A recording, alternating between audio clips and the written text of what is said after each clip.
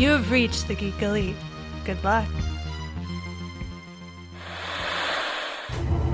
What if you found a portal to a parallel universe? What if you could slide into 1,000 different worlds? Where it's the same year, and you're the same person, but everything else is different. And what if you can't find your way home?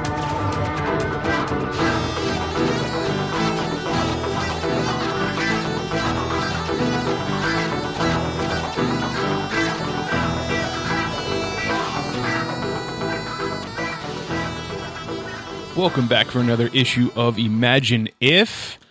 This week we are going to talk about what is on the spinner rack for the DC and Marvel comics. We're going to get into episode 7 of WandaVision, Breaking the Fourth Wall, and then we will do our own little 101 of not one, not two, but 3 characters that we are being introduced to in the WandaVision television show. So we have Billy, Tommy, and you know her as Agnes. That's right. So if you haven't watched the newest episode of WandaVision, you're going to want to do that before we get into our 101. Chris, how are you? Yeah, not too bad. Not too bad. I was definitely hyped by the episode. I'm excited about the characters we're going to talk about. And every time I hear Agnes, I want to hear it in a very deep Scottish accent. Agnes! I think that would be great to make the show even better. But yeah, a lot of cool stuff to check out, and always a pleasure talking comics with you, my friend. Then let's get right into that spinner rack. What is new on this new comic book day? All right, so let's turn our attention to this Tuesday at your local comic shop, because DC Comics will be dropping off all their brand new stuff. So we have a brand new Batman Black and White Volume 3. Now, if you just want some beautiful black and white art featuring Batman and some one and done stories, then this is definitely the volume to check out. As I'm taking a look at some of these covers here, I really like the Joshua Middleton cover. I think that's very awesome. Just that cape winged out flying action of Batman. Definitely some good stuff. So check that out. So let me ask you a question. Okay. Batman Black and White Volume 3. Like, if this is Volume 3, how long have they been doing this version of Batman, and how does it fit in with the rest of Batman comics? So Batman Black and White, if I remember, I want to say it started like maybe late 90s or early 2000s. It's been around for a good chunk of time. It's like, obviously, as a comic book company, they love it because now you can cut down on the art presentation. They're just quick and simple what-if stories. Sorry, bad phrasing. Not what if, just one and done stories. They don't necessarily have to fit in. That's the neat part about them. Like, if I remember correctly, I think Neil Gaiman did a famous one. So he did a Batman Black and White, and he might have even had, I think, Brian Boland. So, like, as you can see, like, these comics pull in big names, because it's like, like, let's say David Finch is like, man, I really want to do Batman, but I can't commit to the whole monthly schedule. Hey, come on in, do an issue, you do 2 or 3, and you're good. Scratch that itch. But so anyways, yeah, if I remember correctly, I think Gaiman and Boland got together and they did a story about this guy. He just gets in an elevator and he's picturing all the different ways he would kill Batman. Like, he's like, yeah, I would just get to the top of a building, hang out, and one of these days I'm going to see Batman, hanging out like a gargoyle and pop him in the head. And they draw it, like you can see like Batman getting his brains splattered all over the place. And you're just like, what? So they don't necessarily have to fit in, but they can, like all of a sudden, like a writer might want to come back and be like, you know what? I want to do a lost chapter, or I need to change or explain something. And then that's just the venue to do it. But overall, it's just probably a celebration of writing and art come together in the form of Batman. Okay. What's interesting, though, is the effect that it's had. So over at Marvel Comics, they're doing Wolverine Black, White, and Blood, or maybe they did call it Black, White, and Red. So it's the same premise. And even DC is going to start doing Superman Red and Blue with the same idea. So it's definitely grown.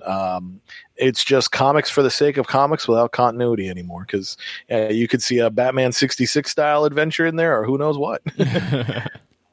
Well, let's see. Moving along. So, speaking of going to other worlds of Batman, Batman White Knight presents Harley Quinn number 5 will be out. So, this takes us into the wonderful world of Sean Murphy's crazy creations. And he is one of the writers on this one, but he is not the sole writer. Harley Quinn will definitely be the focus on this one. And as we look at the main cover, you can see Red Hood. So, Jason Todd fans, if you want to get some more action, definitely check that out. So, even though that in the first Batman White Knight storyline, we saw the tombstone of Jason Todd, the first Robin, according to that story, he's not dead. Possibly. Unless they're doing a bait and switch here, but I see that little bit of white streak in his hair, so they probably did the same thing as the main DC universe did, where it's like, hey, Jason Todd's, it's going to hurt, but you'll be alive. He's the Jerry of the Robins. You go through all that pain for life. Let's see. Swinging into the future of things, Future State continues on. Aquaman issue 2 will be out, so we get to see the grown-up adventures of Aquaman's daughter and the former Aqualad as they take over the legacy of Aquaman. Future State will swing into Batman Superman number 2. Now, this one I highly recommend because Gene Luen Yang will continue on writing the actual Batman Superman book. So I think what he lays down here will actually continue on after the Future State event is done. Future State Dark Detective number 4 will be out. So this will wrap up what's going on with Bruce Wayne. Why is he dead? Why does he wear hockey pads and all that fun stuff? There is a Brian Bolland variant cover. And again, why do I speak so highly of Brian Bolland? He is an amazing artist. You've seen his art. You just didn't know it. And in case you were majorly curious, he was the artist on The Killing Joke. So he's been all over the place. Beautiful, beautiful stuff. Future State Legion of Superheroes number 2 will be out. Once again, this is another book that I would say keep an eye on because Brian Michael Bendis will continue to write the Legion as the DC Universe goes into its next stage. Future State Suicide Squad number 2 will be out. If you're a fan of Peacemaker, this might be a book to definitely check out. You've got Peacemaker, Superboy, and some of the Earth 3 Justice League wannabe heroes all coming together. As we cheat and look at the variant cover, we get to see Black Manta, Cheetah, Mirror Master, Evil Star. So definitely a nice gathering of rogues of the DC Universe. And plus, who knows what Peacemaker is going to look like? I think we talked about this in one of our previous episodes. Like, Peacemaker has maybe 15 appearances in his lifespan, and he's just going to blow up because John Cena and James Gunn. So, if you want to get an idea of what the character might become, check out the Future State Suicide Squad. We also have to take into account that if I might be remembering this incorrectly, but isn't Peacemaker also the analog for the Comedian? Wasn't he who the Comedian was based off of? Yep, that is 100% correct. Yeah, because he was Peacemaker was one of the Charlton heroes, and then Alan Moore was like, "Ooh, you guys got new toys? I want to break them." And Dick Gordiano was like, "Hell no, I love these characters." So you can make versions of them. Yep, and that's why he's the Comedian, because the Peacemaker is so ridiculous. I love peace so much, I'll fight for it. And it's like, is that a joke? Yeah, because only a comedian would think that way. Let's see. And then we've got Future State Superman, House of L. This is a one-shot. And again, this might be a big one to pick up because Philip Kennedy Johnson will be the new writer of Superman proper. So if you want to get some of the groundwork in what he's planning on doing, I would definitely say check this one out. Future State Superman versus Imperious Lex will be out. Again, I don't know if this one will because I don't know what Mark Russell has planned. Generations Forged will be out. This continues the Generations Shattered story.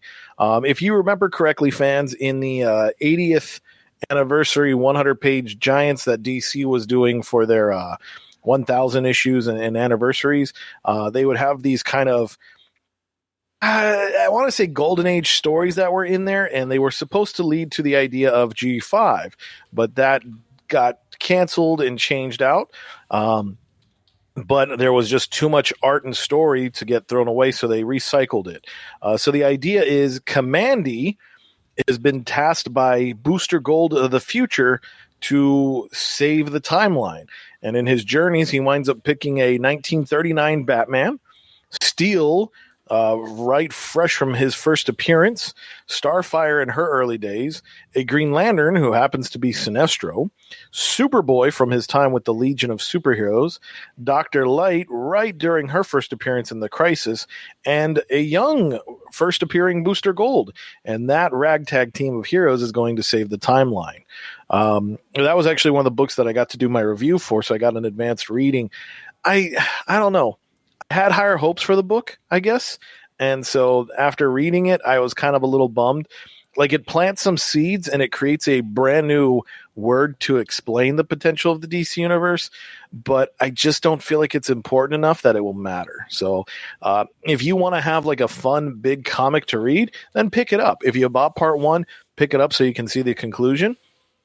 But I just don't know if it's going to have that big of an impact on the DC Comics proper. So very interesting that they bring in Kamandi, though. Like, it's not often that we get stories of Kamandi or Anthro for that matter. But like Kamandi, the Last Boy, I don't think I've ever read a story with him in it.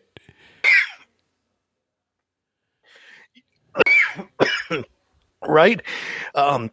He's just never been a character that I got into. I know he's a Jack Kirby creation and people go gaga for him, but yeah, I didn't care to see a young boy in jean shorts run around fighting dinosaur men. It just wasn't my cup of tea. Sorry, I just learned how to drink coffee. Let's see. Right into the lungs. Yep, exactly. Here's a fun one, and this is something that kind of gets me mad with DC, but so we are getting Crisis on Multiple Earths Book 1, Crossing Over. So this is a neat trade paperback series that will highlight all the original JLA, JSA team-ups during the Silver Age. So these are some of the comics that are actually responsible for bringing back our Golden Age greats. I bought into the series when it was originally created, and I have all the volumes and even the bonus team-up ones, but they just, like DC does, stops. So I'm not sure what to tell you, fans, because should you buy it, should you rebuy it, or should you wait? And that's going to be the tough part, because if you wait, these will sell out and they won't reprint them again. So then you're going to have to pay a lot on the secondary market. They're beautiful stories, but beware, they are Silver Age. So sometimes there is a lot more speak than there is art. Now, was it called Crisis on Multiple Earths when it first came out, or was that a throw-on title afterwards when they just put all the stories together? It's a throw-on title after the fact. They created that for the trade paperback series right here. That's what I thought. But the actual team-ups did come up with the idea of it being called Crisis, because I think it was this first team-up that's being referenced here with them holding hands in front of the crystal ball, summoning the JSA. If I remember correctly, I think that was called Crisis on Earth 1 and Earth 2. So the Crisis tagline has been there in some shape or form, but it wasn't as fancy as saying Crisis on Multiple Earths. But it was the Crisis on Infiniteverse that came first, and then they were like, hey, we have these other stories that we called Crisis. We should call it Crisis on Multiple Earths. Yeah, so the original stories did use the word Crisis, which inspired the title for Crisis on Infinite Earths, which then in turn inspired the collected editions to say Crisis on Multiple Earths. That's what I thought. All right, yep. Cool. Crisis in the editing department. Let's see. If you picked up Joker War and you want to get some of the other adventures, then definitely check out the Joker War Saga hardcover, and this will collect a lot of the one-shots. If you want to meet more of Nubia will be getting her own Real One trade paperback. And so what this is going to be is a brand new, direct, kind of graphic novel that's going to feature the character in a brand new story. So I can't say that it's necessarily going to tie into her origins, but as we've seen with the DC universe, sometimes outside factors are strong enough when they shape brand new characters. So who knows? You might read this story and then all of a sudden it could be popular enough that a lot of her adventures actually do come into her mainstream series. Superman by Grant Morrison will be collected in an omnibus hardcover edition. So these will be the first 18 issues of Action Comics as written by Grant Morrison. So this will be a collection of his adventures there. Now, I always find this interesting because there's kind of a Grant Morrison trilogy in reverse that does or doesn't exist if you want to pretend or not. So the idea is if we take the adventures of Superman from DC 1 million, so why did he end up in the sun so he could become golden in the 1 millionth month of the future? Well, we don't know. And that's why All-Star Superman happened, because that story ends with him going to the sun. So now we learn that. And then, of course, well, why was he that style of Superman? Why did he act that way? Well, because now we go to this quote-unquote Superman Year One as presented by Grant Morrison that explains his kind of carefree attitude and his, heroic heroisms. So it's kind of a neat trilogy universe. I'm glad it finally got collected because I do have the absolute All-Star Superman and the 1 million omnibus. So this is definitely going to be sitting right there with it for this. Maybe it really exists, or maybe I want it to really exist trilogy. This is a fun book that I know both Mitch and I really enjoy.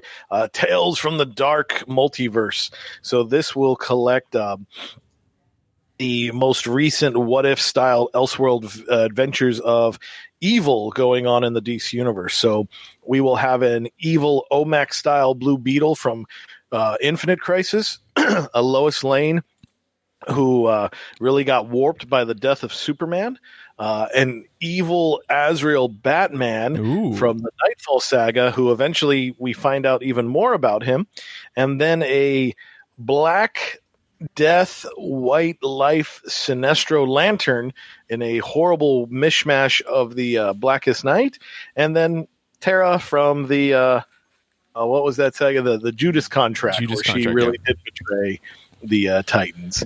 So if you want to see twisted takes on those stories, definitely check it out for sure.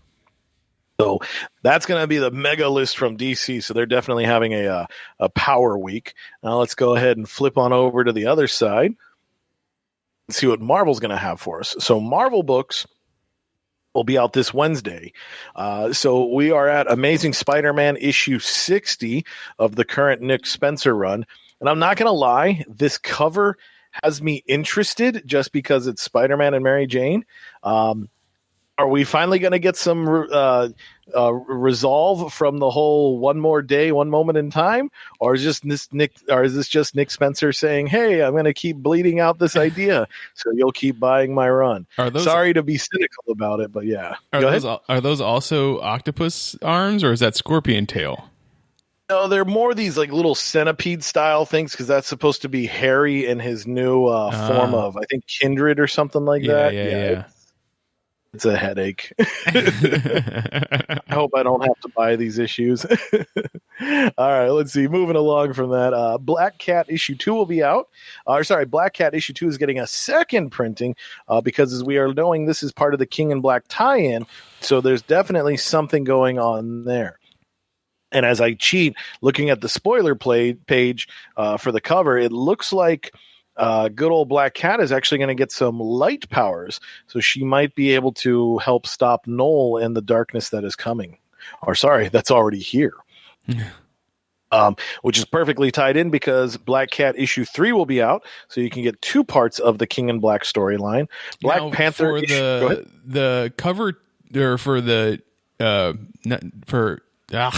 number 2, the reprinting of number 2. Are they reprinting variant covers that were out the first time, or are they making new covers for the second printing? So usually the method that they do is the second print variant cover is the spoiler page from that issue. But like when they did Daredevil issue 25 recently with the second print cover, that featured the first page with Elektra just dressed as Daredevil. So that's kind of what they try to do. So right here we can see Black Cat, but what's going on with that staff with the two snakes and this whole, I don't know, maybe Asgardian looking costume. So, something happened, and that's what'll definitely tie into that.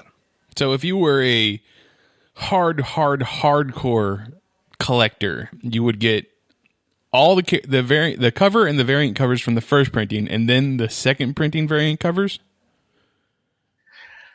Whew. I used to be bad like that. Like I was very happy that for a major story that I appreciate, Green Lantern Rebirth, I have everything. Like I bought all the printings, all the variants.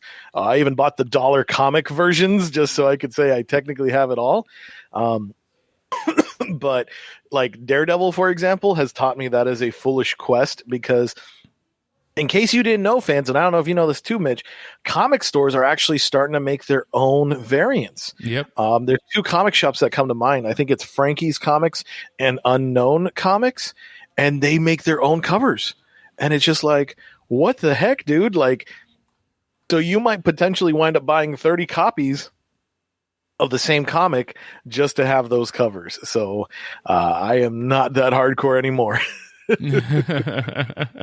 Yeah, it's crazy out there. I do know there are fans. Even I'll talk with Diana at FanQuest, and she'll be like, "Yeah, there's a couple people that'll be like, get me as many covers as you can." I know I did that for DC Rebirth. I loved that comic. I thought it was great, and I managed to get most of the printings. I think I'm only missing one, and then I was going to do the same thing for the Marvel. I think they called it Marvel Legacy. I was excited about that because I thought that was going to be the Marvel equivalent, and that was a Birdable comic, and I bought like 3 copies. Luckily, I didn't get more. So yeah, it's hit or miss. So to each their own. And I would recommend, if you do go down that path, do it for the love of a character you like, but even better yet, do it for the love of the art you want. That way, you can someday maybe have a house. All right, let's see. Moving along, Black Panther issue 27 will be out, featuring Taneste Coates and his adventures. We've got Captain Marvel featured in the Marvel's Snapshots. So good old Mark Waid will be giving us a flashback story to Carol in her Miss Marvel days. So we'll see what's going to happen there.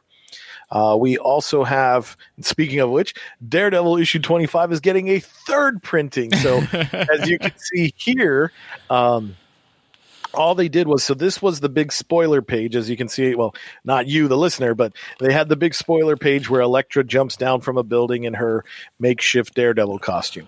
So that was the big spoiler page. So when they did the second printing, they had it in color. Now they're doing the third printing where they did it in black and white. And not only that, but then they are doing this Peach Momoko variant cover. Beautiful art, but as you can see with that price tag, $100. So, yeah, that is definitely, I'm not going to be chasing that down. And I love Daredevil. The reason I justify is because technically that's Elektra. So there we go. There you go. Let's see. Namor issue 4 will be out, which also continues the King in Black storyline. King in Black Planet of the Symbiotes #1 will get a second printing, along with Return of the Valkyries #1 getting a second printing, which is just in time because Return of the Valkyries issue 3 will be out. So we're getting a lot of King in Black tie-ins. So again, shop wisely. Maestro War and Pax issue 2 will be out. So the once famous Future Hulk will be getting more adventures. The Magnificent Miss Marvel issue 18 will be out as well. Marvel Voices Legacy will be out. This one will definitely focus on superheroes of color and all their adventures as written by various comic creators inside the industry and outside the industry. There's a very beautiful cover B, which features Monica Rambeau, either as Spectrum, Captain Marvel, Photon, or whatever name you like to appreciate her by. So definitely, that's one that could be an investment because she is going to be a major character, but we'll talk about that as we get there. Let's see, what else do we have? New Mutants issue 16 will be out. Sword issue 2 is getting a second printing. This is part of the King in Black tie-in. And now I stress to you, this sword is not the same sword that you're seeing in WandaVision. Symbiote Spider-Man King in Black Part 4 will be out. This is a what if in a different world, if the King in Black storyline happened? So it's the adventure going on right now, told in a Elseworlds what if style. Seems very odd to do that like simultaneously. You know, it is weird, but at the same time, it's kind of neat. I would be invested, but I don't trust Peter David anymore. Not to talk bad about a creator I like, but just after the way he did Ben Reilly, I'm kind of like, I don't know if I can invest that much in you, buddy. But I think it is neat. I'm glad that they're really starting to get their wheels spinning that much faster instead of waiting like, 15 years ago we did this story. Let's do a what if. The Union issue 3 will be out, which takes us to the British superheroes. US Agent issue 3 comes out as well. And we talked about that one. We talked about that one when the first issue was coming out, and how I really don't know if, and I don't know if you know, if they had planned to have this one come out now with the Falcon and Winter Soldier show already supposed to have been out at this point, or if they made this one knowing that within the last year, knowing that the Falcon and Winter Soldier got pushed back. I would say they definitely made this to capitalize on the show happening right now.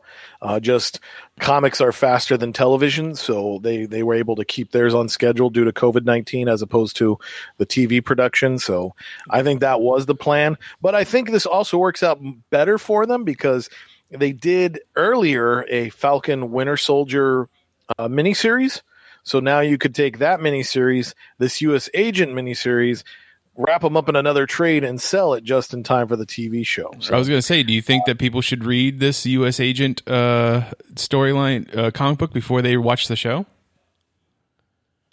I would say with it being Christopher Priest, I think he's probably going to stick more to the lore of the comic book character instead of trying to write him in the vein of the potential TV show version. Okay. So, I mean, if you're a comic book fan, definitely read it if you love this character.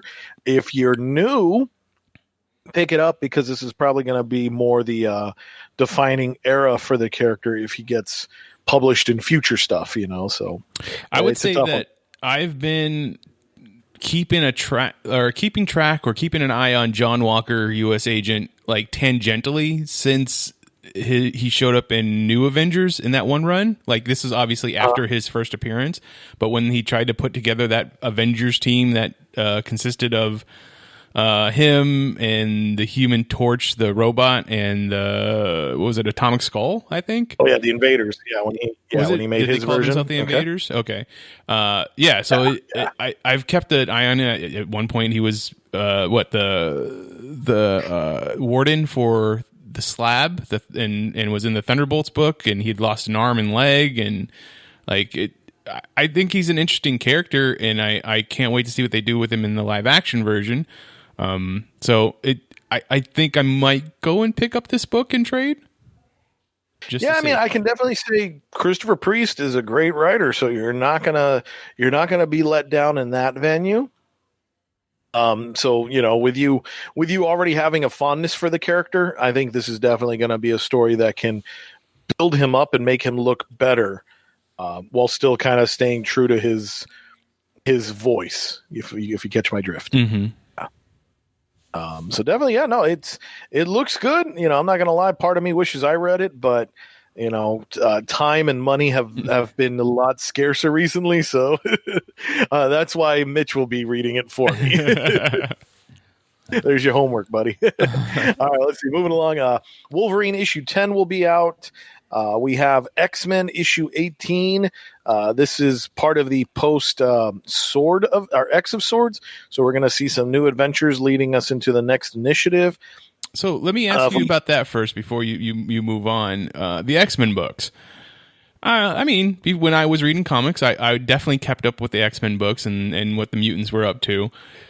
I really feel like, and I'm not reading them, so I really have no place to talk. But I have no idea what is actually going on with X-Men at this point. Like, after Powers of X and what was the other one called? House of X and Power, yeah. House of X and Powers of 10? Yeah, House of X and Powers of 10. Yep. And now Sword of X, like, it definitely sounds like from the way you and other people, even Rafa, were talking about these storylines, it's great stuff, but like, I just feel so lost that I don't want to jump into it. Like, what are the X-Men stories doing right now? So basically, the premise is,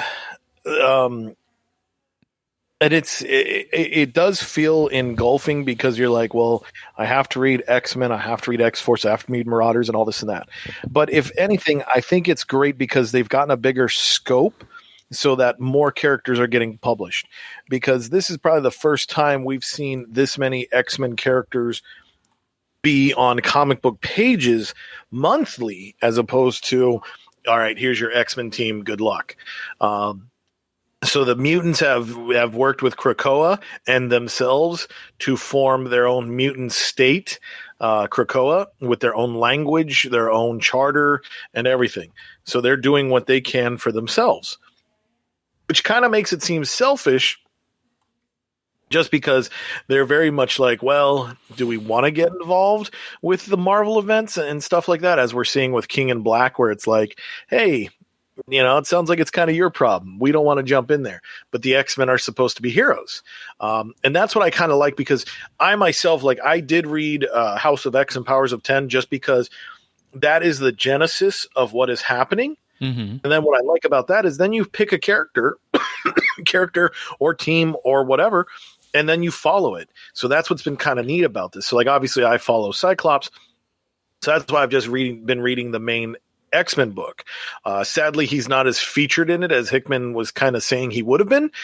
So I do read Cable every now and then, just because there are moments where Cyclops pops up there, which is exciting. I know you, as a Beast fan, I think in our own personal chats, I shared that article where it's like Beast is going off the rails right now. Mm-hmm. So if you're up for a villain arc with Beast, I would definitely say, yeah, check it out. Like, you could probably just read the X-Force book and then get all that. But what's exciting is it's like, hey, right now Beast is being published. I think Colossus is in one of the team books. Nightcrawler is going to get a brand new book. So it feels engulfing. But what's nice is it is connected, but it's not forced that you have to read it. So it's nice because, like, elements of other books will be shared, but it's not forced mandatory reading that you have to do. So I think that's great the way they did that, because even with the, like I said, I did all of House of X and Powers of 10. I bought all those issues. I've only been buying X-Men.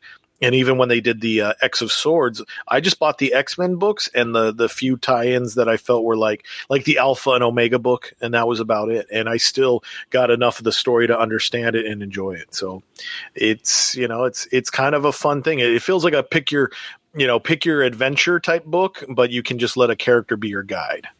Cool. All right. So there you go. Yeah. So definitely worthwhile, crazy stuff. Let's see. All right. So moving along, just talking quick collected editions. Captain America Sam Wilson Complete Collection will be out. This one is an interesting book because this kind of ties in with the idea of quote unquote Westview. So if you want to see the town that everybody thought was going to be happening in WandaVision, check it out. We get to see Sam Wilson as Captain America, the return of young Steve Rogers, who will eventually become Steve-L, and also some Winter Soldier action. Howard the Duck is finally getting his own Marvel masterwork. And just to remind you folks, we don't have the MCU without Howard the Duck. So, yeah, that's right. You know what else that will do? Miles Morales Ultimatum trade paperback will be out, continuing the collected adventures of his own stories set in the 616.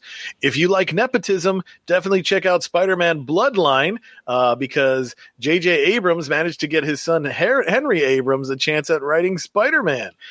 Please don't support that book. Sorry. But that's about it. So a lot of crazy issues coming out of the Marvel Universe. So that is your spinner rack. Save your wallet is your mission. And that was quite the spinner rack. So with that being said, let's move into WandaVision episode 7, Breaking the Fourth Wall, I believe is what it's called. It's either Break the Fourth Wall or Breaking the Fourth Wall. We're going to spoil it, so if you hadn't watched it, please pause it, come back.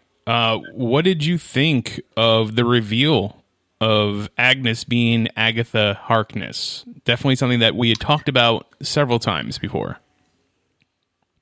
So it was interesting because I mean, I liked the episode, but I guess I just don't feel as giddy as I think I should feel, because when the reveal happened, it was kind of like, well, yeah, I get it, but I'm a comic book fan, so that wasn't as big a thing for me.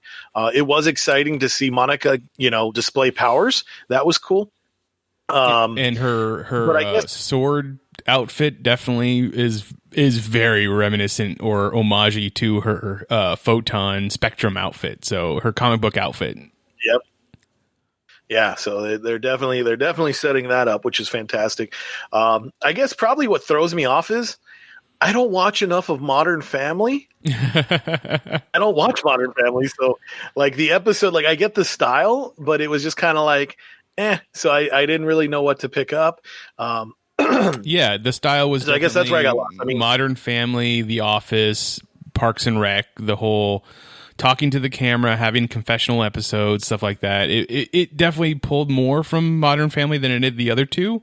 But the whole opening sequence for WandaVision, the TV series, was definitely The Office. You could tell, like, the way that they were doing that. Oh, yeah. I wish they would have done. I feel bad because I don't know the actor's name. Randall Park. But I wish they would have had what's that? Randall Park. Oh, okay. Is that okay? I wish they would have had somebody call him like Jim. I think that would have been funny. Just because I am an Office super fan, so that would have been fun in that regard. But I mean, overall, it was a good episode. I was bummed because I guess I must have fallen for it. There was that graphic out there saying, "Oh, the final 3 episodes are going to be an hour each." And I sat down with a good dinner to watch it, and the episode was done, and I was like, "Wait, what?" So maybe I got WandaVision and it shut down early, but yeah. So, but I mean, fun episode, but yeah, I don't know. Yeah, we talked about that, and a lot of people were saying that, and we were talking with a few other people. We were hoping maybe there is a 10th episode that no one knew about that's going to be an hour long, because we're being told right now that there's only 9 episodes of WandaVision. What if 8, 9, and then all of a sudden a 10th episode that came out of nowhere? That'd be kind of cool. Yeah, like I said, you could still use the title WandaVision. If you get what I'm hinting at, that would be awesome. So we saw that Monica got her powers, or at least are displaying her powers at the moment. What did you think of her abilities? Like, what do you know of Spectrum, Photon, Captain Marvel, Monica Rambeau, and her powers? So the way I've known her, I knew she was named Captain Marvel, and I've often wondered about that. Like, well, was that just carrying on a legacy? Because to me, it felt like Monica has light-based powers. Mm-hmm. So that's why she's able to fly around through space. She can fly at crazy super speeds. She can manipulate energy and things like that. But even then, that questions my knowledge of, well, what do I really know about Captain Marvel, either Marvel or Carol? But yeah, I've always just kind of seen her as Dr. Light of the DC universe. She's able to manipulate those energies, things across spectrum waves, telecommunications, light base, and items like that. She could piggyback off satellites, if I want to shoot out into space, I could, ride along these waves and things like that. So that's how I've always kind of viewed her. So yeah, obviously her being able to manipulate light and look at the spectrum of light, however you want to do it, and going up against the energy that obviously Wanda is expelling, she was able to hold her own. So she is going to be a formidable power set as opposed to what Wanda has. So that's going to be interesting. And now, do you think this is merely because she's gone into the Hex several times, or do you think this is going to be something that happened before she was blipped away? I hope that they keep it that her powers were latent, and then that her body had to protect itself, and that's why they came up. Because if they really basically say she got her powers through Wanda's Hex, I'd be kind of bummed about that. I'm not going to lie. I think so too, and I think that you would have to explain then how Darcy, or you wouldn't have to explain, but you would have to then give powers to Darcy and everybody else that went into the hex. Like now that they all have it, but yeah, it would definitely have to. It might be a thing where it'll be, a latent X gene that is now being manipulated by Wanda's powers, or energized, so to speak, and maybe at the end of this, instead of just Westview and now the surrounding areas of Westview, it encompasses the whole world, like a blast that goes out over the whole world, and everybody who gets hit by it, and if they have a latent or X gene that is buried, will get superpowers, or we'll get our X-Men, we'll get our mutants, essentially. Yeah, it'll be interesting. So, but yeah, I definitely hope they explore. They give us like something from Captain Marvel, like, oh, maybe she does have Kree-based powers. I think that'd be cool. What did you think of the unfortunate reveal of the aerospace engineer that she had been talking to on the phone? For some reason, we very much had, I think us and just about everybody else on the internet thought this is going to be someone. The way that they kept referring to it on the phone, the way she kept not mentioning the person's name and keeping it secretive, like, oh, it means it's going to be a character that we all know, or at least know somewhat of, and is going to be important to the Marvel comics in general.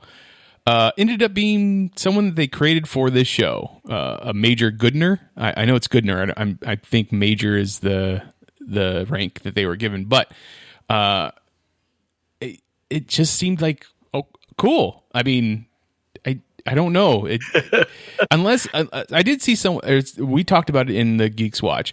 Someone mentioning, what if that is the young Skrull that Monica befriended when she was young in the Captain Marvel movie?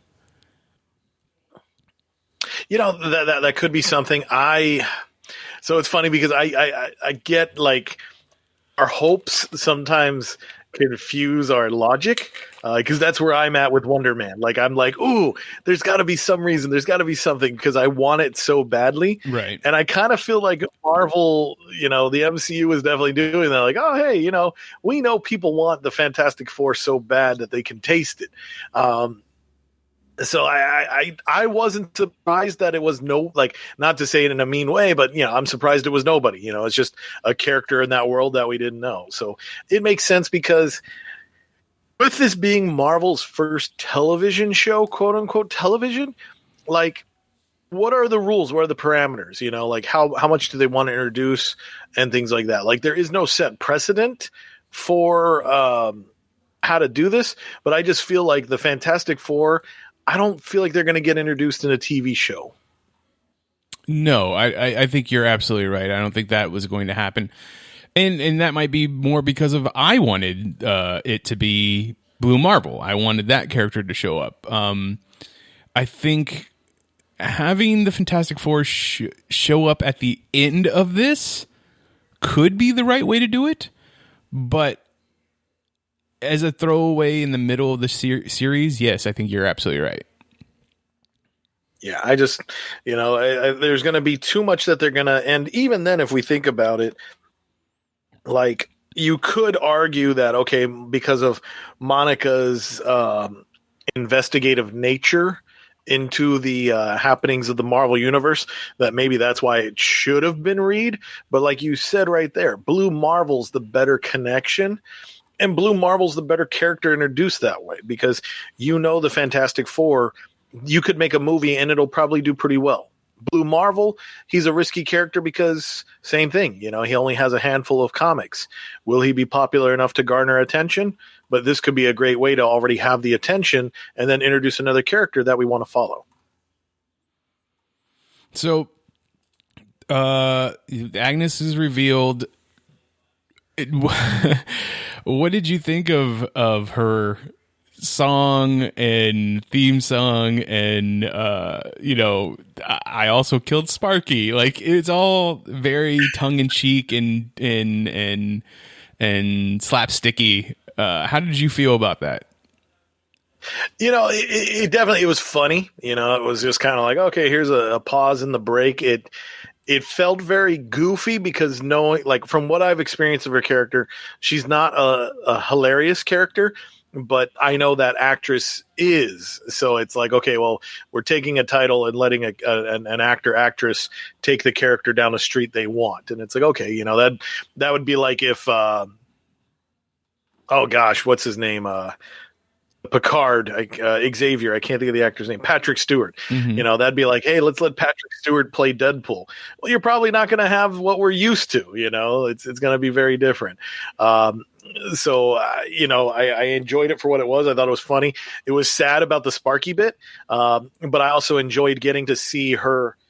I think it was episode 4, so it was kind of neat seeing some scenes again, but from a different point of view. Right. Like, I thought it was great when you saw her in the car dressed as a witch, and when she's talking to Vision, and then he turns and he starts monologuing, and she's like laughing, doing her lipstick. It was like, oh, that's pretty funny, Also, with talking about Vision, he wakes up in the middle of the field. He's near the circus that is now in town, which is made up of old sword agents. He sees Darcy, and he knew that Darcy was the only one that was trying to help him when he was dying, so to speak. So he uses his power of being able to take people out of the Wanda trance, which I still want an explanation to that. Like, do you think that that's going to be a thing because he was created by the Mind Stone, and what was her powers given to her by the Mind Stone? I always thought, okay, so the Mind Stone was in the scepter, correct? Right, correct. So, and I think Strucker didn't he? I think they did have the. Was the Mind Stone in the scepter? I can't remember because yes, the scepter gave Wanda and Pietro their powers. I think they would touch the scepter to your head, and that's when you'd start like, oh, I'll do whatever Loki wanted me to do. Right. So I think that kind of is the draw why they're connected. For this MCU business. So it's so tough because my comic book brain keeps telling me like, no, this is the way it is. But the TV shows and the movies have changed it. So it's like, well, will they ever go to the classic origin or will they just stay with their own? So it's like, there's definitely a lot of Infinity Stone references, so I think they do want to keep it in play, but it will be interesting to see what's going to happen and what is what in terms of the stones and their catalytic nature of this MCU. So Darcy then remembers who she is, and she's excited, but also weary because she was like, I wanted to be a guest spot on WandaVision, but not like this.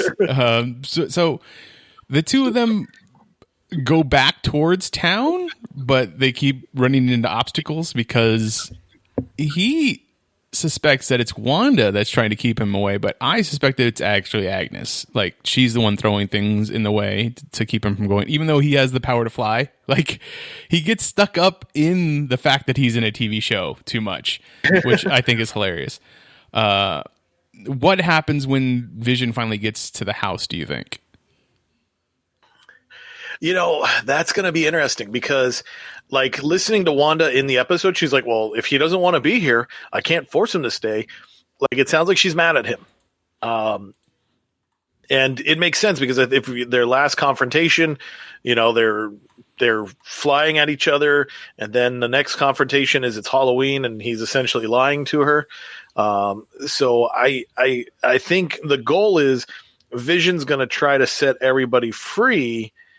And the tough part's going to be is he's going to learn he's going to have to sacrifice himself, and Wanda's going to have to come to grips with, do I want to sacrifice him? So, he knows their love is there because Darcy reaffirms that. She's like, hey, I've been watching you guys and your love is very pure.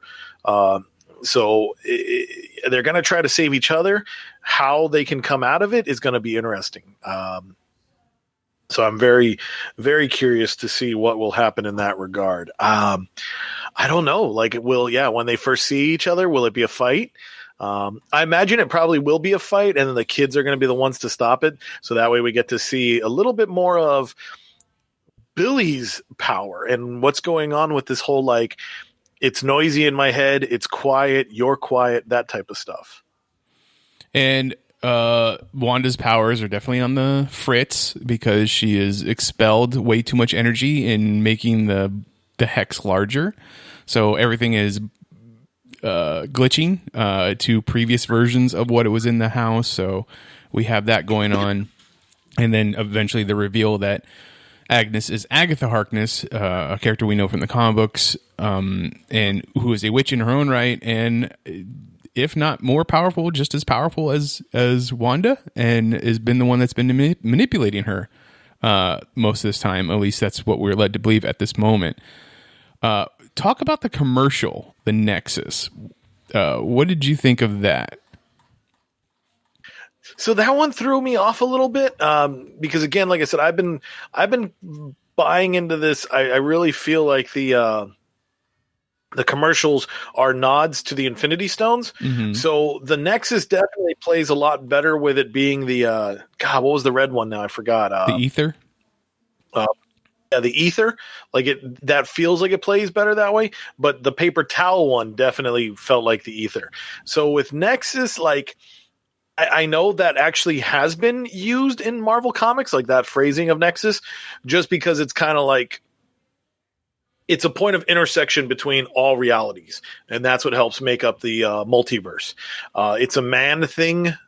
So it's definitely something that he's been playing with. At some points, he's even the nexus between realities. Like if you go back to Heroes Reborn, The Return, like he's able to help Franklin open the gateways and stuff like that. So it is a comic book thing, but it's not an Infinity Stone. But at the same time, the Infinity Stones as we know them are not what they should have been. Like a cosmic cube is not an Infinity Stone. So it's going to be really interesting. I think this is introducing a new concept, and I think that's what's going to help us go into the idea of this whole multiverse idea. So I like if it stays true to its comic book style, yeah, that's almost like the portal that you can be like, oh, well, I want to go to 1602 with the medieval Avengers, or I want to go to MC2 with the daughter of Spider-Man, stuff like that. So the last thing I think we should probably bring up is the book, the magical book that is found in Agatha's house. If you watched Agents of S.H.I.E.L.D. or Runaways, in those two shows, which were Marvel television shows, which had tangential connections to the MCU, you would know they had the Darkhold. The Darkhold was a magical book. Now, I don't think this is supposed to be the same book. There's references to other magical books in the Marvel universe, so to speak. So I don't know if this is supposed to be the Darkhold or not, but it's definitely a book, a powerful book of magic, and it could be something that could be brought in to summon Mephisto, bring him into this realm, kind of thing. If the Mephisto rumors are all true, yeah, no, that could definitely be something there. Yeah, I'm very curious. Like, how will that book play out? You know, that'll be pretty wild. So I'm trying to remember what's the book Doctor Strange always has. You know, because he's always saying wild stuff by the visions of Ashante, by the hairy armpits of Harnold. You know, whatever. So I feel like, oh, maybe this is the dark version of that spell book. You know, that leads to all the dark magics. So, yeah. Yeah, you're right. I can't remember what his tome is called, but yeah. So overall, yeah. I want to say that this episode, I still enjoyed it, and I'm glad that we had it, but it wasn't as good as the other episodes of the season. It wasn't as impactful. It definitely felt like a filler episode, even though we got the big reveal of Agnes being Agatha Harkness. I just feel like it was so telegraphed. And I don't think that's just for people that read comic books. I think it just felt like a very telegraphed thing that it didn't hit as hard as it should have. Yeah, no, that's where I felt. It was like, well, is it because I'm a comic book fan that revelation didn't hit me as hard? But yeah, it just didn't. I mean, it was a fun episode, but it wasn't like the others where I watched and I was like, "Oh my god, that was insane." Okay, so going from there, we are going to talk about three characters that have been introduced to us as fans in the WandaVision TV series. It is Billy, Tommy, and now Agatha Harkness. So as a 101 for each one of these characters, what can you tell us about the creation of the twins and the governess that is known throughout the MCU as a witch? Now, I think it's very interesting that Agatha Harkness was introduced as the governess for Franklin Richards, one of the most powerful. Now, I know like the Wikipedias and the wikis for Marvel characters, they regulate like X-Men are human mutants, and then there's like mutant humans, or like they definitely separate the two. Mutate. Yeah, mutate, because like Spider-Man is a human mutate, whereas Iceman is a human mutant, right? Yes, yeah. So Franklin Richards would so be a human mutate. Well, he used to be. I know they just did a story recently that it was funny. They did an X-Men Fantastic Four team up that basically was the mutants of Krakoa were like, Nate, come live with us. We'll keep you safe. And of course, Reed and Sue are like, no, that's our kid. We can take care of him. And they're like, oh, really? You can take care of him, huh? Okay. Then I think they did a recent issue that, and it might have been in the Fantastic Four book that basically says, no, Franklin is not a mutant after all. So it's like, wait, what? So it's a thing of the times, I always liked the idea that he was a mutant, but I also like the idea that he was way more powerful than a mutant. Like for the most intense, it's like, it sounds like the kid's going to grow up to be a sentinel. And I can at least think of like 3 different futures where Franklin grows up to be the next Galactus, So it's like, well, so it just depends on what a writer wants to do and then what the next writer wants to do or undo. I mean, he doesn't have an X gene, right? Like he's not that kind of mutant. Well, but it's probably not played out that way, because for the most part, it's like, well, with him being a young child, he has powers. So it's like, oh, well, then he must be a mutant. But it's like, well, very few mutants have their powers at birth. Right. Like Nightcrawler and Mystique are probably like the only two.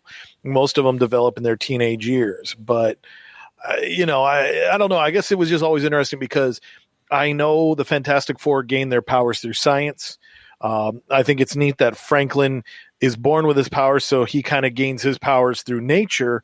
And then here comes Agatha as magic. So it's kind of like, it's got to be fun. Like, I'm sure if you read those original adventures, like Reed's probably thinking this lady Agatha is full of crap. It's like, no, you can get your silly sorcery out of here. I'm a man of science. But then it's like, oh, really, Mr. Unstable Molecules? Does that sound correct?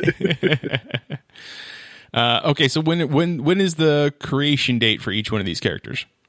Okay, well, since we were just talking about Agatha, let's stay there. So Agatha has her very first comic book appearance in Fantastic Four, issue 94. So that actually means she is a Stan and Jack creation all the way back in January of 1970. So pick that issue up before it gets hot.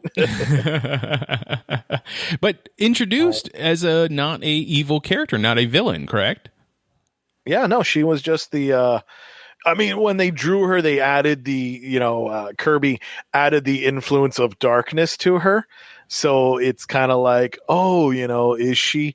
But it was just the nature of her abilities. But no, she just came in as, she's the nanny and she's going to take care of Franklin. And, she did a great job. And she's probably the only person who'd be willing to hang out in the Baxter building and deal with all the craziness that happens with them. Okay. We later know that she interacts with Wanda after the birth of Billy and Tommy. I mean, I know I'm skipping quite a bit of her story, but as it's related to this, is she under the influence of Mephisto, or is she working with Mephisto when she makes Wanda forget? So, okay, we're talking about, okay, so no, she's always been her own entity. She doesn't really tie into Mephisto, but the thing is, and she does care deeply for Wanda. Like, she is a mentor towards Wanda and helped her go from just being a mutant who can alter probability to actually understanding and manipulating chaos magic. So, it's that love between a mentor and their mentee. So Wanda has just gone through sheer hell in the Avengers West Coast book, with Vision being disassembled and recreated without his personality, and then to discover that the two children are actually missing souls from part of a demon who is connected to Mephisto. So once Mephisto gets those fragments back, that ends the children, and now Wanda's got to deal with all of that on her own. So Agatha felt, hey, the best way to spare her this pain is to have not acknowledged it. So the intentions are kind, but it's putting a Band-Aid over cancer. So it's like, well, I'll help you feel good for the moment, but in the end, it's not really going to stop what happened. I mean, this all sounds very familiar to a certain identity crisis when something very terrible happens to Elongated Man's wife, and I don't know why, Sue Dibney, and they make her forget, make everybody forget that the events of that happened. So that's interesting in that symmetry way. Yeah, there is definitely a connection between that. So chaos magic, but that's what I like about it. It has that monkey's paw curse to it. Mm-hmm. You ask for a wish, and it's like, oh, I wish for all the tastiest foods in the world, but they're going to be unhealthy for you. So it's like, oh, this is great, but it's bad. So I like that idea that it's like, yeah, when you mess with these magics, there's going to be a price to pay, and by Agatha doing that to Wanda by trying to spare her, in the end, as we saw in Avengers Disassembled, Wanda goes off her rocker and is like, you did what to me? Okay. And she basically murders Agatha and leaves her body to rot in her home. And it's just like, holy crap, that's insane, but between John Byrne's Avengers West Coast, where Agatha makes Wanda forget, and Avengers Disassembled by Brian Michael Bendis, where Wanda kills Agatha, in Avengers Volume 3, we do have some great moments with Wanda and Agatha teaming up, because Agatha helps Wanda process the fact that, yeah, you were able to bring somebody back to life. So, like they definitely explored more of this chaos magic. And, that's where they even tried to take liberty and say, like, oh, maybe it's not just probability altering. Maybe she really is a chaos magic based mutant. And I think I also saw somewhere that when Agatha has her son brought back to life, he then enthralls a whole city the same way that Wanda has enthralled Westview. That could be. It's not something that's ringing a bell in my head, so I don't know if that's. I don't know where that happened. Let me see if I can find it again. But talk about the fact that Agatha teaches Wanda how to harness her powers more. Yeah, so I'd say definitely if you go in, there's a maxi series, Vision and the Scarlet Witch, and it kind of takes a year of their life after their marriage. And so, there's definitely going to be some training homages in that one. An interesting bit with Wanda and Agatha, it was years later, and this is after, because Clint Barton, Hawkeye, was killed during the Disassembled story, and then he was resurrected in House of M. He was killed there again, and then he luckily was resurrected after the fact.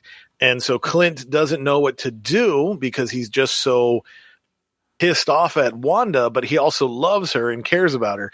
So later on, he does track Wanda down, and she's living in this small village near Wundagore Mountain, and he finds her, but she has no clue who she is or what she is. She's just a woman living in the town, and she's like, oh yeah, I live with my Aunt Agatha in a small apartment.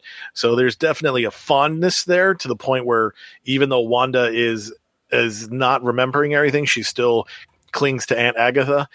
So at that point, Hawkeye sleeps with her and then decides to leave. So I don't know what his plan was, but I guess he doesn't miss the mark if given the opportunity. So the character I am referring to is Nicholas Scratch. Apparently he is a foe of the Fantastic Four. He is a foe of Hellcat, Patsy Walker. It says here that Nicholas Scratch is the son of Agatha Harkness and was a resident of the secret New Salem, Colorado community populated by magic users.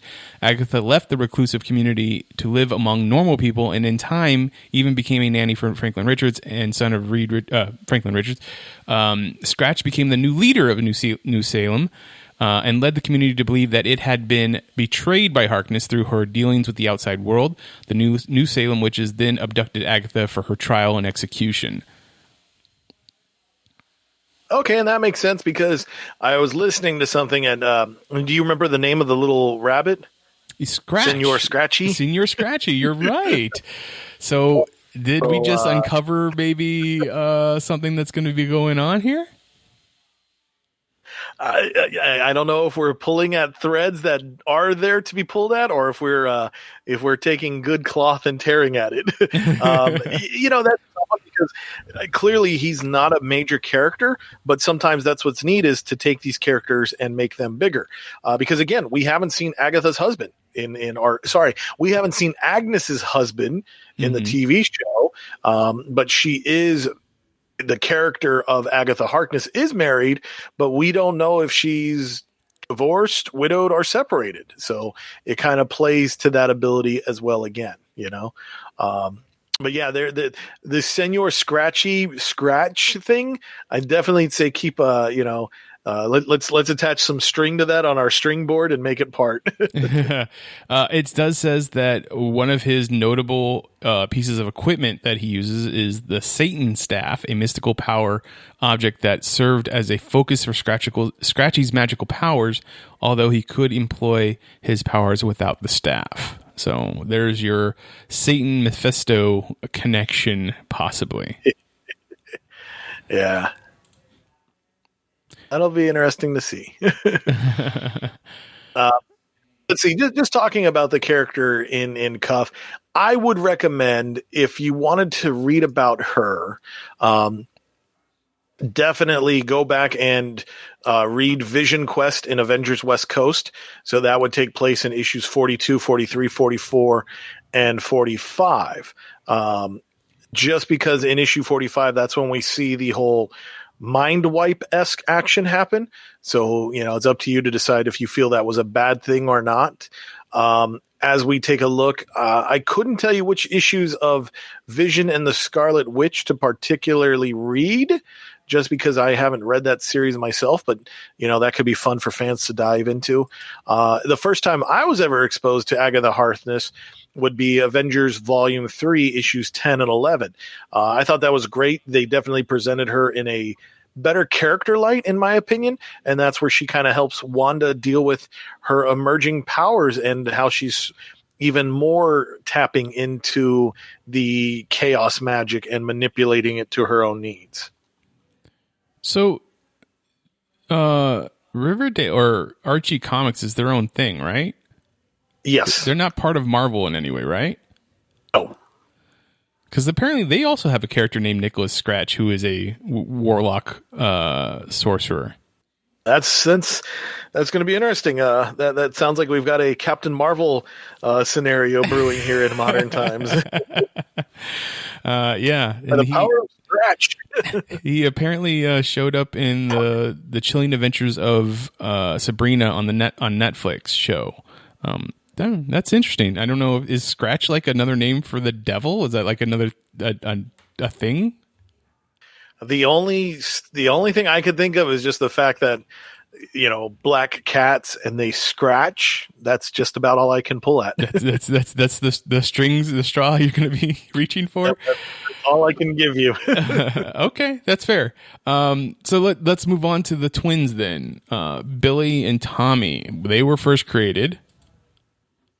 All right, so this is interesting. So if we start with, so they're both twins, but I'm going to go with the oldest. So that would be William Kaplan, aka Billy. We first discovered him as Asgardian way back in Young Avengers #1, April of 2005. Then by issue 6, he decides to change his name to Wiccan. So that's where we get the name that we're used to.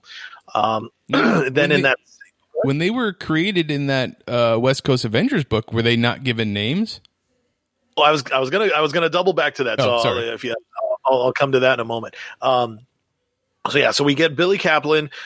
We discover him as, and even then I noticed that Alan Heinberg and Jim Chung, which by the way I forgot to mention that they did receive creator credits in this latest episode of WandaVision. So I thought that was pretty cool that they've been added to the list. So now the big question is when or why not John Byrne? But that'll be a discussion for later. So anyways, I thought it was pretty cool that they made sure to call him Billy. So that throws us off to the question you just asked me. Then if we jump over to the other side of the fence, Thomas Shepard, a.k.a. Tommy, and he was given the clever nickname of Speed, which I thought was funny because he just, like his original costume looked like Impulse. It was just green instead of red. Yeah. So he makes his first appearance in Young Avengers #10 back in March of 2006. That's when they kind of start playing with the idea, oh, you guys look like twins. And now we're starting to see, well, wait a minute, you have a magic-based and a speed-based set of characters. That sounds like a famous pair of twins in the fact of WandaVision and Quicksilver. So those are their current first appearances. Now, this is always a tough argument because when do you count their first appearance? So if you count them as the babies, then I would say jump all the way back to Vision and the Scarlet Witch Volume 2, Issue 12, which was published back in September of 1986. And that's when it happened, the birth of the twins. So they did call them Billy and Tommy, but years later when we see them in Avengers West Coast, when John Byrne was writing it, he really referenced them more as William and Thomas, which I found funny because it's like, those are very adult names for babies. So if you are out there on the collector market, I would say go pick up Vision and Scarlet Witch #12 just so you could have that. But if you definitely are looking for character drama story, I would say pick up Young Avengers. I know I did when it first came out. I loved it. I think you also enjoyed it too. It was just such a fantastic continuation of the legacy of the Avengers, because at this point Avengers Disassembled happened and there were no heroes because we hadn't gotten the Young Avengers quite yet. So I thought it was great to see these kids step up into these new legacies. Yeah, when we first and that was my first introduction to these characters, was in Young Avengers, and I loved that version or that story because that first cover has your Hulk character, your Thor character, your Iron Man character, and your was it Captain America? Yeah, your Captain America character, which then made up your second team, first team, because the Captain America wasn't a part of the first issue of Avengers, correct? He wasn't in the first issue, but he's still part of he's the first member to join the team after they've formed. So then right after you get that, we get our Hawkeye character, and then we get our Wanda and Pietro character, because you have Billy changing his name to Wiccan as opposed to being a Thor character, and then you have Speed showing up to being your Pietro character, right? Yeah, no, there's definitely, I never looked at it that way. I'm glad you mentioned that. Yeah, and I forgot Stature. Well, yeah, so that's what's neat is, if you look at them, you get the first team of Avengers, and then eventually you get the Cap's Corky Quartet. So that's pretty cool. I didn't I didn't catch that. So that's a cool catch.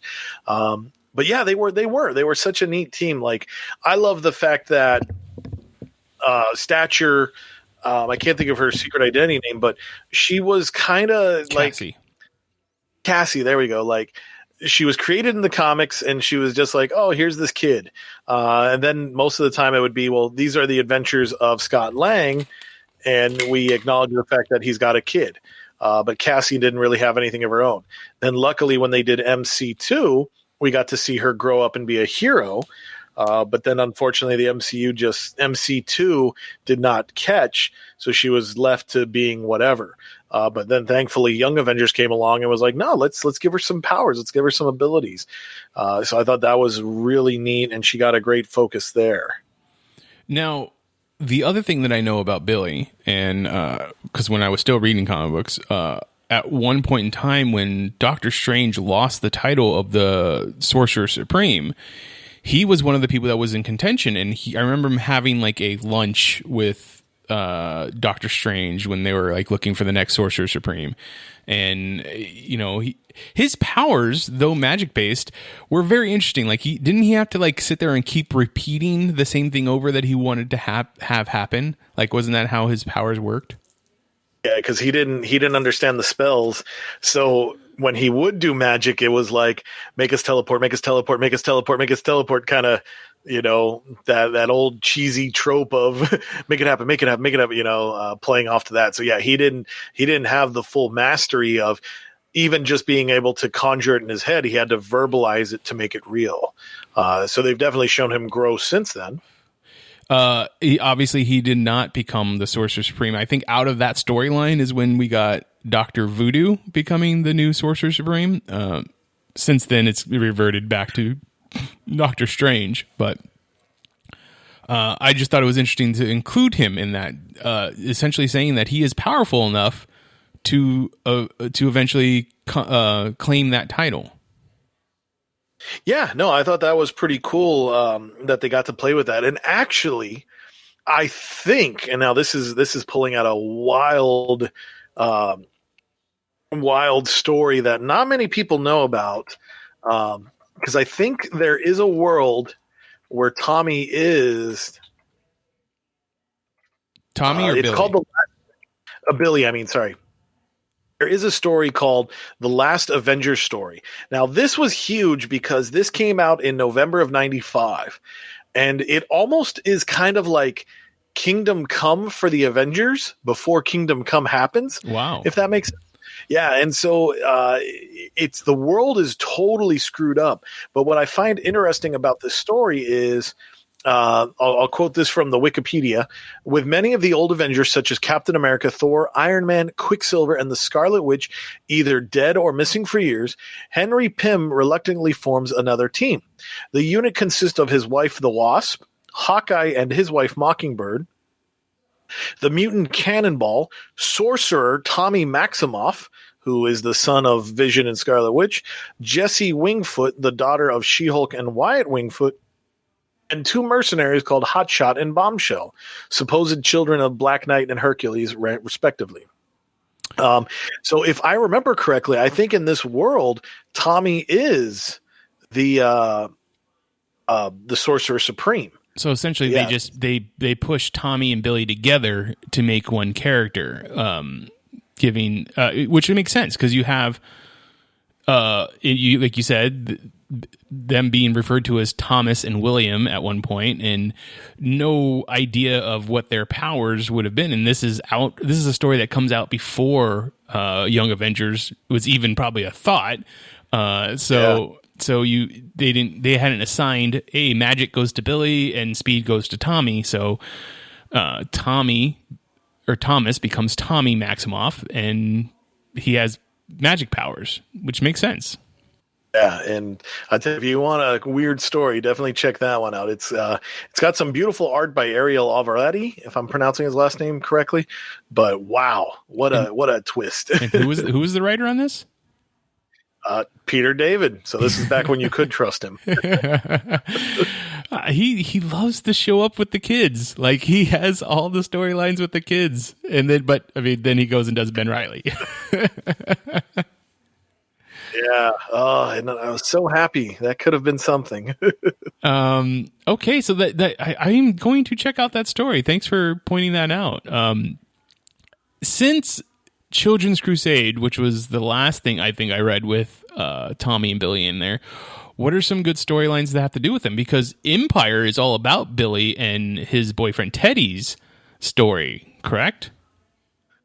Yeah, that is definitely the Romeo and Juliet set in the Kree Skrull War of the modern universe. So, yeah, Empire just ended recently, so that's definitely worth checking out for Billy-centric stories. Let's see, if we look at Tommy, he got to play in the next volume of Young Avengers, I guess classically called Volume 2. So he had some stuff there. He got to be mentioned in Empire, kind of just as a background laughing bit of character.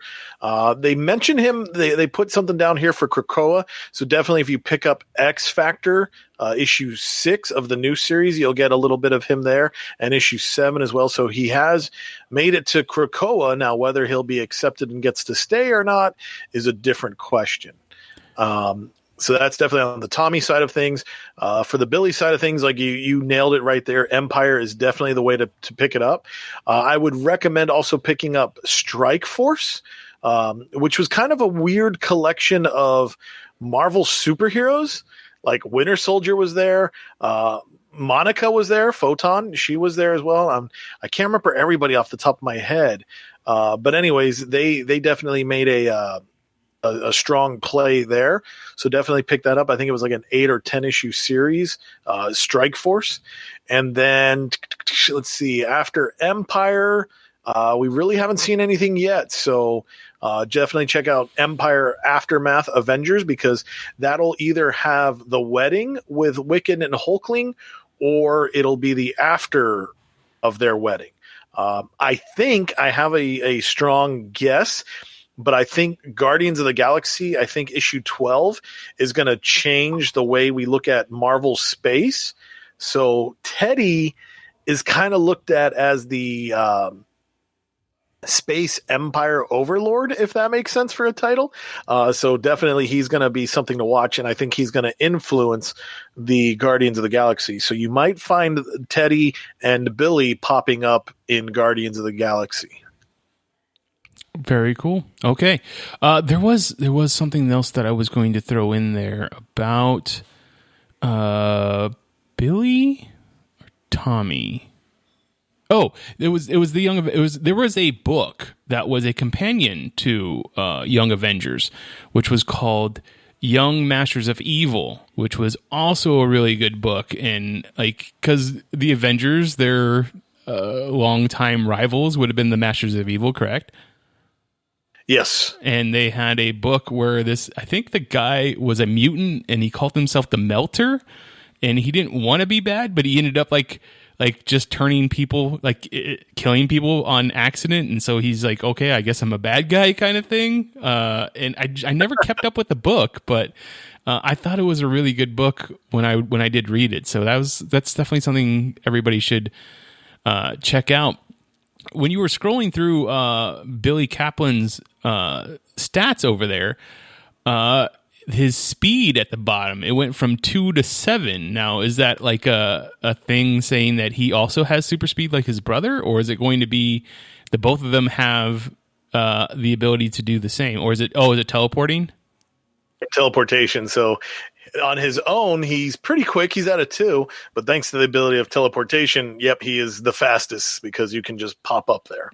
That makes sense. But wouldn't that be interesting if they both shared the powers? They just didn't know that they could both do each other's powers?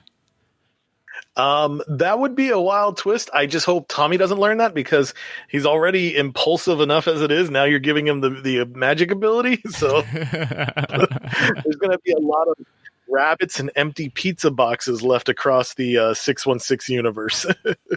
So what do you expect from these 3 characters in the next 2 episodes of WandaVision? So I think what's going to be interesting is I feel like we're going to have a turn for Agatha, or for Agnes.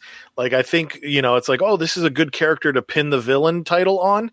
But in the end, I don't think she's going to be the villain, just because she's never been evil. She's always been a good character. So I feel like, like in this case, she is not the be all end all. Like they're definitely subbing her for somebody else. Will it be Mephisto? Will it be Grim Reaper? Who could it be? I don't know. But I feel we're going to see a redemption of sorts for Agatha in this. Hopefully she brings Sparky back. As for the two boys, I was looking at a lot of stuff. So I think I would expect Young Avengers sometime soon, just because in the Hawkeye show, we do have Kate. We've seen Cassie, and she was recently recasted by another actress. So there's two of the team members. Rumor has it we might see Patriot and Winter Soldier, Falcon and Winter Soldier. So you got three of your characters. The twins puts us at 5. So the only thing I think we're missing is Iron Lad, aka Kang, and then and he's been really being talked about for for Ant-Man and the Quantum Catastrophe or whatever they're calling it. Quantum Ant-Man 3. There we go. I was close enough. See, I just made it up too. So maybe there could be some play there, which could be interesting because that could be another way to bring Vision back as Jonas, one of the forgotten Young Avenger members. But that opens up a whole nother can of worms too.